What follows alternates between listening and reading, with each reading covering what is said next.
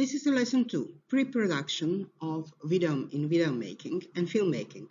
Within the framework of Filmmaking Art Integrated Learning module, prepared by Open Media Group from Croatia, within the project of Boosting Positive Narrative on Romani Integration Through Arts, also known as PALART project.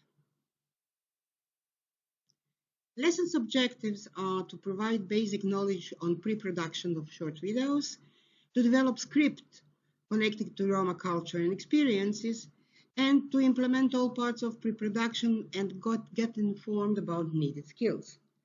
Duration is 20 hours and it can seem as quite long, but believe me, those processes take some time.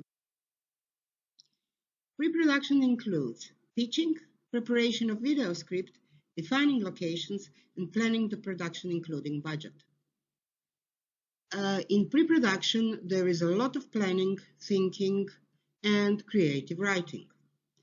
The pitching is a part of pre-production or development that we will not cover thoroughly in this video, because basically it's about fundraising, about presenting your ideas and your project video to different institutions, organizations, even persons who can give you some money to start to have for your shooting.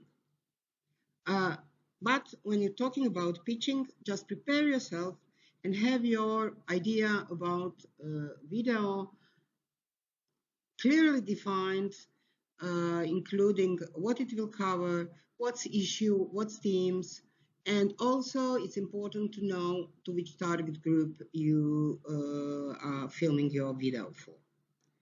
Preparation of video script is something that we will cover thoroughly, as well as defining locations and planning the production including budget. So let's go to script writing. Just for the terminology, if you are doing a feature film, and obviously you are not, but you should know that the writing is called scenario. If you're doing documentary, you have documentary treatment. Why do you have treatment and not scenario? Because in the documentaries you are filming live people who are talking about their experiences, or you are filming wild nature. It can change during your filming, and you have more or less general idea what do you want to cover. And then you have video script for video. You should be aware that a lot of people have great ideas for videos, films, documentaries, feature films, whatever, but they are never made because they are never written properly. So let's try to do the video script for our short video. How we are going to do it? First, you will be in a group and decide what is the issue you want to cover. As we are in the framework of PALART, that would be the issue that is in connection with Roma culture and Roma communities' experiences. So you have to have the idea, are you going to cover everyday life? Are you going to put emphasis on women and their issues? Are you going to deal with the pets in Roma communities? Or you want to cover their working experiences? Whatever you decide, you have to think about protagonists. Protagonists in the documentary films are people with whom you are talking to, who talk about their experiences, who talk about their lives, who talk about their wishes. And you have to talk to them. You have to get the idea whether they are willing to be part of your video or not. When you talk with them, you have the idea what your video script is going to look like, what questions you are going to ask them so that they can answer. When you have that idea, you have to think about different issues, and you have to ask yourself, is the protagonist that we can identify with, Is she or he convincing and true? You don't want to have somebody who doesn't look like he is really talking about himself or herself or his experiences, that he's confabulating in your short video. Also, does she has a goal? When she's talking about whatever she's talking about, she has some kind of goal that she wants to reach or she already reached, and it has to be clearly defined. It has been to be seen and heard. Also, you always had antagonist. If you don't have antagonist, then your video is going to be pretty dull. The antagonist can be illness, disaster, poverty, climate, animals, whomever and whatever. And is it a worthy opponent? Is it something that you would really fight for or against it? The story has a focus. You can't have three people talking about whatever they would like without any focus, without any center that you can say, aha, that video is talking about that. Does the protagonist solve his or her problem? She doesn't have to solve it. She can probably hope that she is going to solve it, but should be a way that goes to the solvation of the problem, or the way that how she deal with it. If you have additional protagonists in the story, do they really contribute to the story? Or they are just there because they are nice looking, or they are your relatives and you want to put them in a video? So basically, it's really important that if you have additional protagonists, they get something to the story. They give you context, they give you some other angle of the story. Also, you have to think whether a video touches us on the emotional level. We are at the moment culture that is very emotional. If we don't have any kind of emotional response to your video, the video will be boring, dull, and not really watched a lot.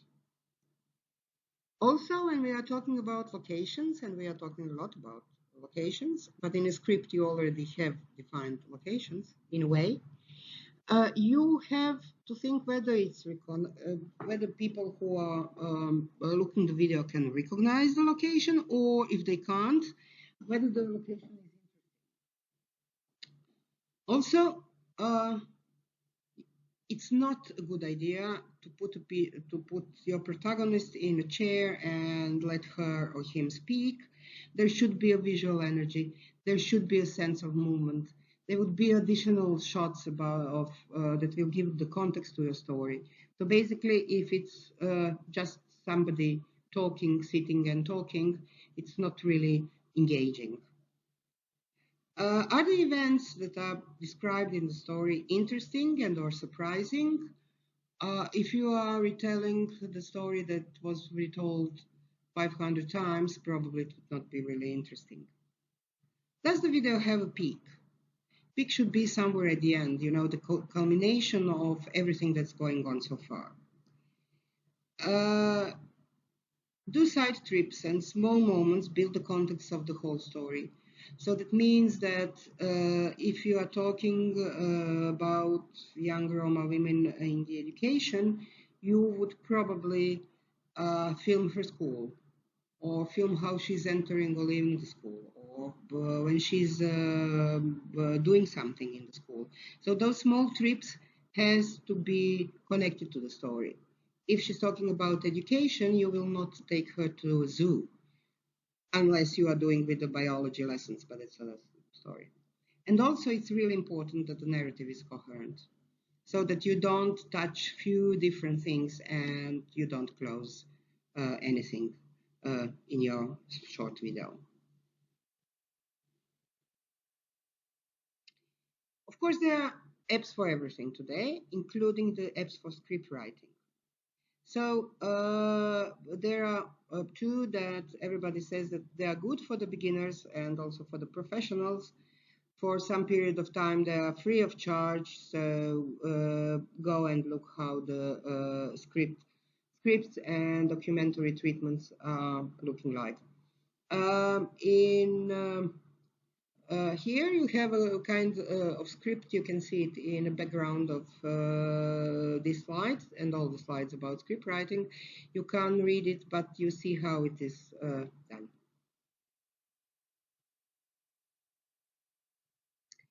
When you do a video script writing, it's of utmost importance to contact and communicate with your protagonists quite a lot. That's important for two things. One is to gain their trust, because everybody, when camera starts to roll, freezes a bit. So basically, you have to explain to them what's going to happen, when and where they are going to be filmed. What are you going to ask them? It doesn't mean that they will act and they will rehearse their responses, but it's a really good idea to let them prepare for what's waiting for them. So basically, if it's needed, spend a quite important amount of time with your protagonists and talk with them.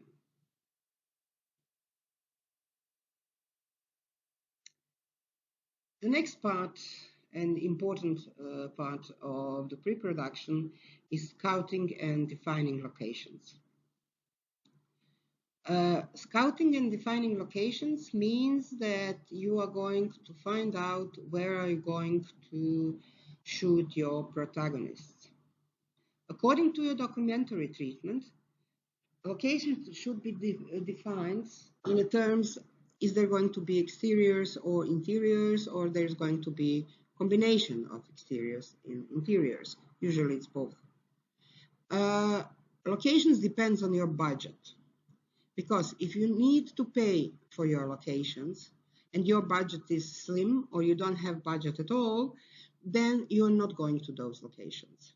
And for some public locations, you need permits for filming. Those permits can be free of charge, but you have to plan to ask them before you start your shooting. So before you go to the shooting and or production phase, you have to have all the permits that are necessary for your shooting in place. Some of municipalities ask for permits if you just want to walk down the street and shoot something. Some don't. So basically inform yourself and ask for the permits. Exteriors, if you're going to the public institutions and you're going to film there, are also free of charge, especially if you tell them that you are not going to make some money out. That's not commercial use of your video. So basically, take care of permits on time and find the locations that you don't have to pay for. When you scout and define the locations, make a trip to location. It is not enough to go to the Google view and decide that the location is nice and that you should shoot there. Take camera with you, because camera sees differently than our eyes. It's really important to think about lights, to think about the location in general, and make some shoots to see how it looks like on camera. When you have all those, make decision according to following criteria. Accessibility of the location. Accessibility can be twofold. One is geographical accessibility. If your most loved or liked location is 3 hours driving away from you and you don't have a budget for your gas expenses, then probably that location is not something that you will choose. Choose something that's closer to you, more accessible. The other point of accessibility is time frame when you can shoot. So basically, sometimes if it's public space, you want it to be with a lot of people, you want it to be almost empty. So accessibility and time frame is really, really important when you are thinking about your location.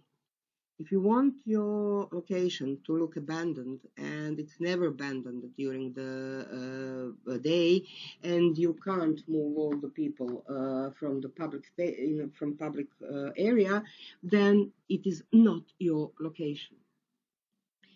Uh, Also think about time frame for shooting when you have to deal with permits. If you're going to institution, probably that institution closes at 4 o'clock in the afternoon and you can't access it later on. So you have to plan your shooting during the period when it's open, and sometimes you can't do that, so that location is also out. Also, when you are thinking about location, it has to have some visual appeal, it has to be interesting, but you always have to think how your location corresponds to the need of treatment and your story. If you are doing a video on health status of Roma community, you are not going to film in museum. You will probably try to put your location either in some primary care facilities or hospital or emergency ambulance or whatever. So basically, your location must correspond to your narrative. And also, it's really, really important how it looks like on camera. And the main issue here is lightning. If you have beautiful space and you would really like to have it in your video, but it's very dark, you can't properly shoot there. And if you can't properly shoot there, then your location is void. It's just not your location. There is also a remedy for that, and then that you add the additional lighting. But additional lighting equipment can cost some money. So if you have a budget for equipment rental, then your location can be darker. But if you don't have, you are not going to shoot at that location. So basically, that's about how to decide on your location. The next very important part of the pre-production is planning of the production itself. The better you plan, your shooting, your production phase will be easier. It won't be completely painless, but it will be much, much less painful. So basically, there are few different things that you have to do. Most of them involved a lot of planning. So up to now, we have did our creative part. We have a video script. We have scouted the location. We know where are we going to shoot. Of course, at the beginning, we decided who's going to be our protagonist. Now we have to put all those things into one place, at least on the paper, and prepare everything. So the first thing that you have to do is timeline of the shooting.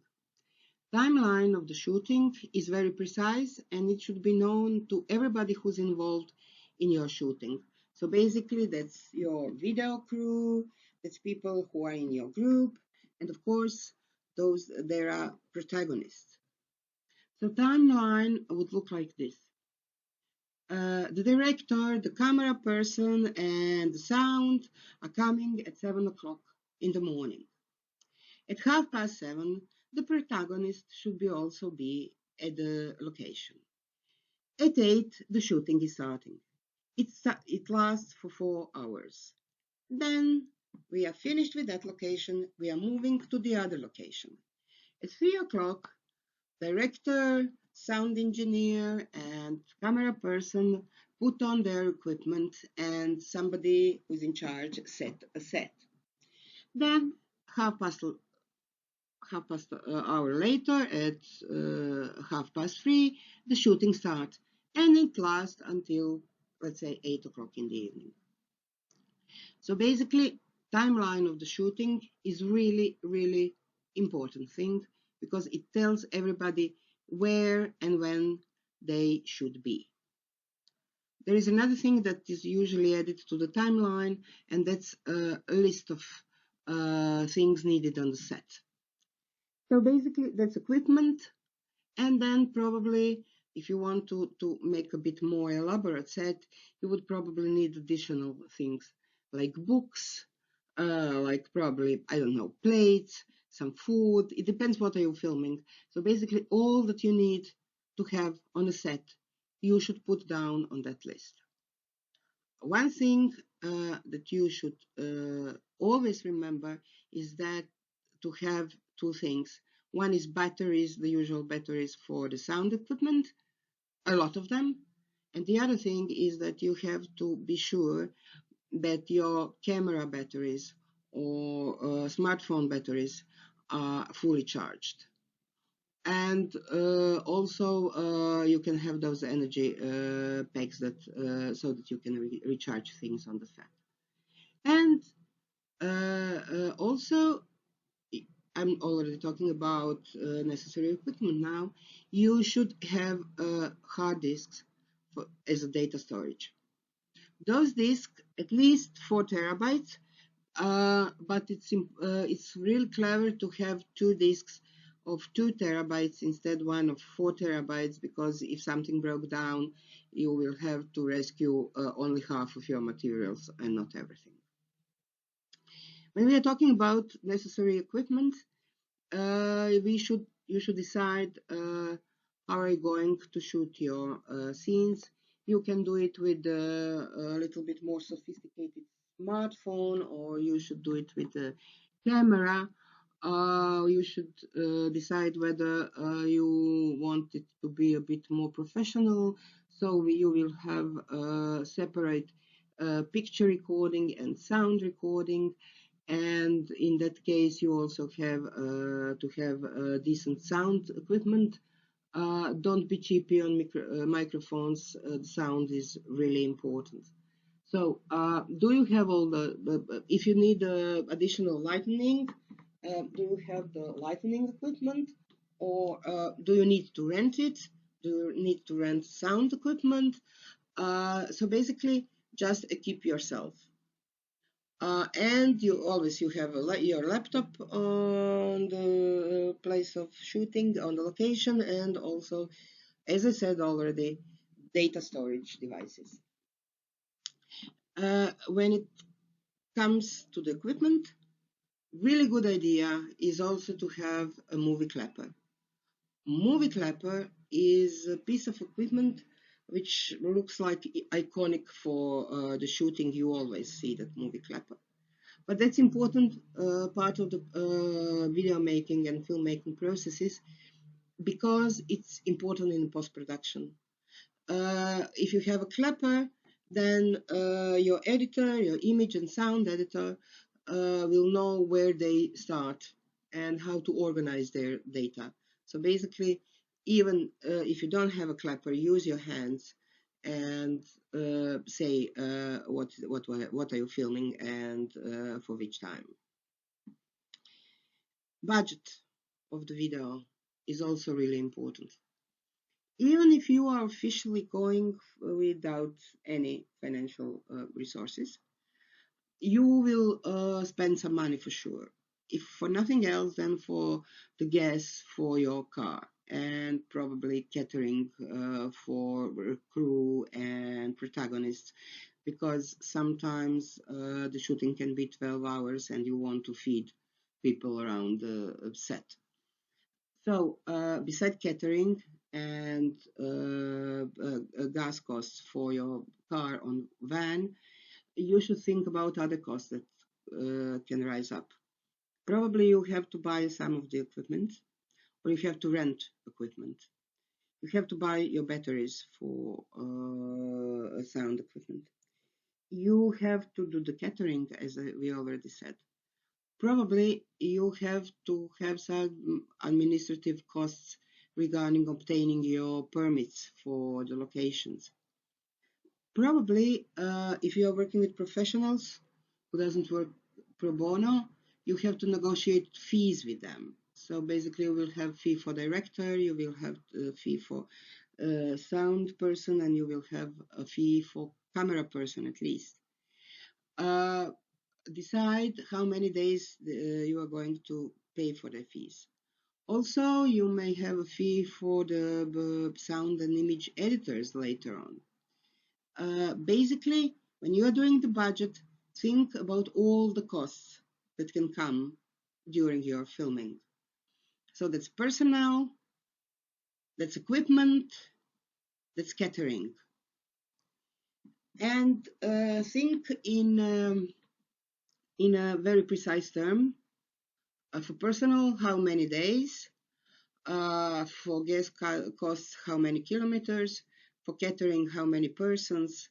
For rentals, how many days? And when you have a budget, you always decide that it's usually too huge, so you try to cut it, but you can't cut it endlessly. Probably after you do your budget, you should go back to pitching that we talked about at the first slide. That's basically fundraising when you go to different organizations, institutions, persons, funds, and try to raise money for your video. Storyboard is next slide. So this is a planning of the production or shooting plan. Sometimes it's called storyboard. It has different templates, different names, but basically the idea is always the same. So you have a column where you have a narrative. Somebody's talking about something, and then you have the other one which defines how the picture would look like, and then also you have a column that defines how the sound would look like. So narrative, it can be either text that somebody is going to say, but if you are doing this kind of documentary video, you usually don't have a text, but you have a question that you are going to ask. And then according to the question and what are you going to ask, you define how the picture is going to look like and how the sound is going to sound. So basically, you have Steve Voice who is answering on your question, which could be what kind of the educational process you are in at the moment. And then he would answer, or you perceive that he would answer, I go to two high schools, normal high school and musical school. So basically, that's the narrative, and you put question in it.